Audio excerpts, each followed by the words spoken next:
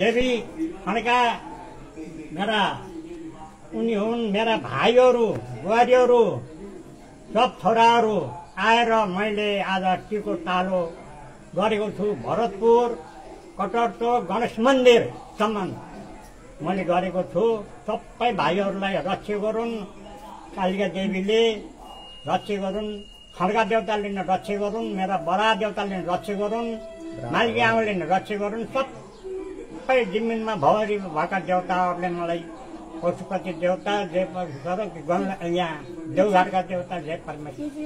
तर मैले राम्ररी टिको लगाइदिएको छु। कसैलाई रोग केस नलाइने मेरो आइ पडोस्, मेरा नाति नातिनाका बुहारीहरूका सबैका आइ पडोस् छ। यस्तै गरेर आइसाल पनि मैले टिको लगाउन पाऊँ भन्ने मेरो आशा छ। धन्यवाद। मैले अन्नु पर्यो आज भगवान ईश्वर भगवानले राखेछन् भनेर मैले यस्तै गरेर आइसाल मैले टिको लगाइदिउँला भन्ने मेरो मनमा धोका रहेको छ। अरू के धोका छ?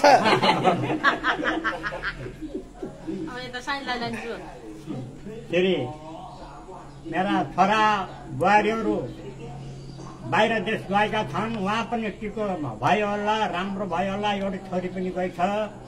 छोरा यिनी नाति नातिनीहरूलाई छोरा बुहारीहरूलाई पनि राम्रो भइदियोस्। देवीले खड्गा देवताले बडा देवताले मालिकी आमाले सबैले देवताहरूले अन्नपर मेरो रक्षा गरिदिउन्। यस्तै गरेर आइसाल अन्नपर मैले टिको लगाउन पाऊँ। छोरा छोरी नातिनीहरूको पनि ईश्वर भगवानले मैले ध्यान गर्छु। ल